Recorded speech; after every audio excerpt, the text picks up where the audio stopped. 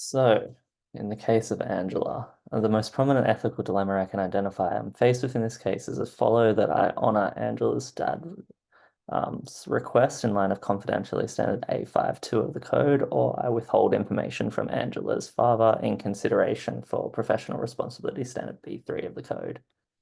The first code in question, confidentiality standard A52, specifically the subsections outlined in this slide. In reference to the law, APS Institute literature states that without court orders in place, the law specifies equal decision-making rights for both parents. This means that confidentiality of the child's health records is not protected by law from either parent, and it would be unethical for me to refuse access. The second code in question is professional responsibility, standard B3 of the Code of Ethics, specifically the subsections outlined here. The Children, Youth and Families Act outlines a legal defense in respect to the best interest principles. Specifically, the best interest of the child must always be paramount, and there's a need to protect the child from harm, to protect his or her rights must always be considered. Furthermore, the law states that in determining what decision to make, consideration must be given to the following: the need to strengthen, preserve, and promote positive relationships between the child and the child's parent, and the child's views and wishes if they can be reasonably ascertained. So to waive my professional responsibility without consideration to the code and the law would also be unethical. For me, the values trap pulls in two opposite directions. In regards to the dilemma, the first value can be categorized by idealistic desire to protect the family unit and connection between family members. Personally, I grew up without a connection to my dad, so in turn, I've developed a strong preference for keeping family connected. And I know it's not always possible, but with early intervention, it feels like it could be.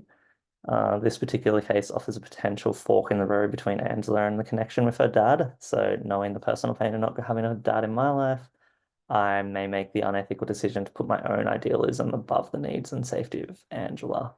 The second value comes from my time as a youth worker and working with kids from domestic violence backgrounds.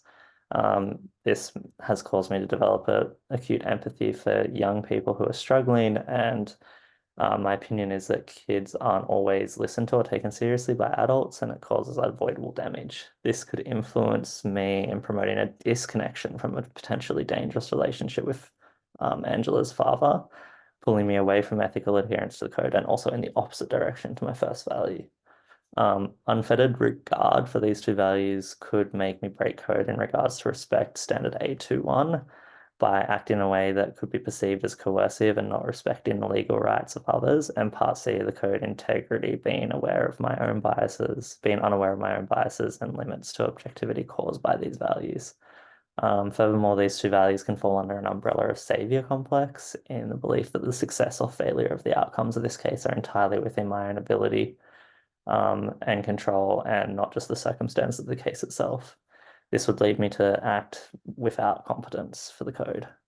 So, firstly, due to the nature of the case, the most vulnerable party is Angela. She is vulnerable in her safety and fragile family situation. She has the right to not be discriminated against due to her age, in line with standard A1 of the code, and that where possible, her right for confidentiality and informed consent be upheld where possible. And also she has the right to safety.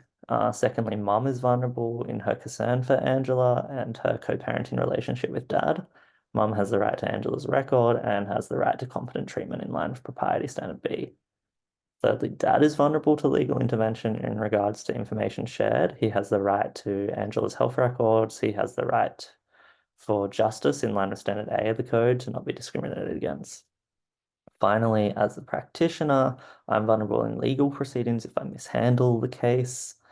I'm vulnerable in that I hold information that can cause great harm to the family unit if it mishandle it.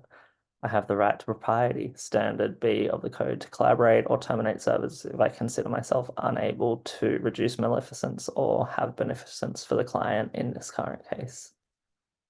So the first solution would be to follow code and law and share Angela's records with her father, informing Angela and mum that dad has requested the records and that I am required by law to share them.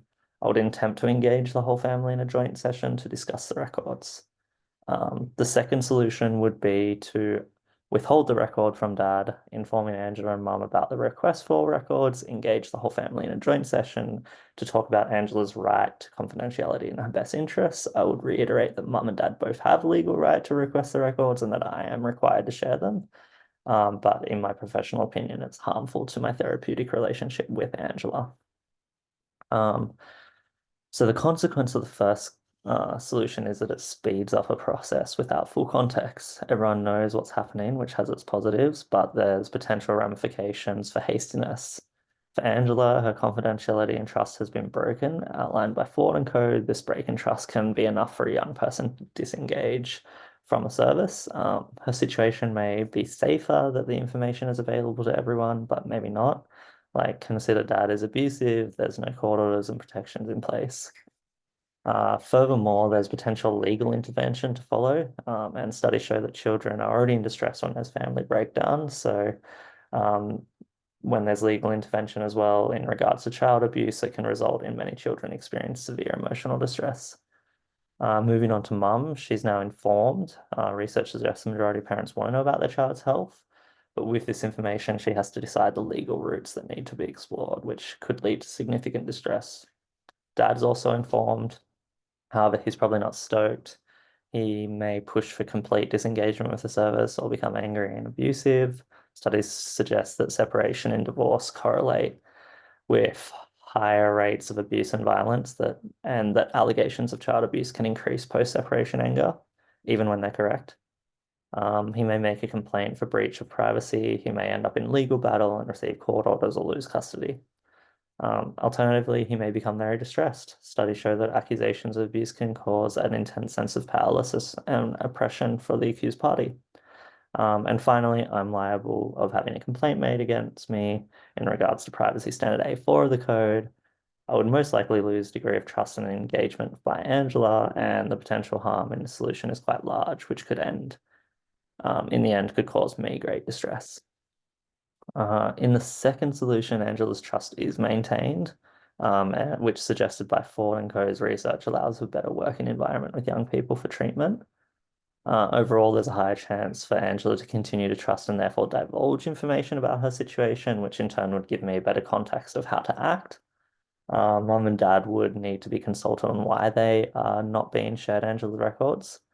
Enactment of best interests acts would only be used as a means for beginning the conversation about protecting Angela's confidentiality in hope that Angela's parents would cooperate in her best interests. This is in line with research by Cox and Co. arguing that best interest strategies need to engage all parties, all relevant parties to the young person, and be clearly documented. Unfortunately, mum may become suspicious. Studies found that majority of parents value their young person's need for confidentiality, but also they report that they wish to be informed, that they have the right to know. This could damage my relationship with Angela's mum and cause a complaint to be made as breaching confidentiality standard A5 of the code. Dad may refuse to engage and continue to demand for the records. In this case, things would start to look a little bit more like the first solution. He may make a complaint about the code, about my conduct in breach of code of confidentiality. Also, if he does, However, if he does cooperate, he may avoid the information needing to be disclosed and allow for more context, which would protect him from potentially unnecessary legal intervention. So the final decision is I would call Angela's parents and inform them that due to a request for Angela's records, I would like to set up a joint session. In the session, I would outline everyone's rights in reference to the current situation, specifically Angela's parents' rights to a record. I would outline that we need to consider Angela's best interests in regard to confidentiality with a psychologist, and I would also outline my own goal, which is in line with research, the need to strengthen, preserve, and promote positive relationships between a child and child's parents. If all parties cooperate, I maintain trust with Angela. I may lose some with her parents, but overall it's possible to prevent like hasty, unsubstantiated claims from wreaking havoc on a fragile family unit. However, moving forward, Angela's welfare would still need to be considered. Without further context, I believe Angela's claim for what happens at Dad's doesn't meet reasonable grounds for mandatory reporting according to the law, but it's still my responsibility to delve into that deeper to try to work out the context and decide when it does meet that threshold. Thank you. Here's my reference.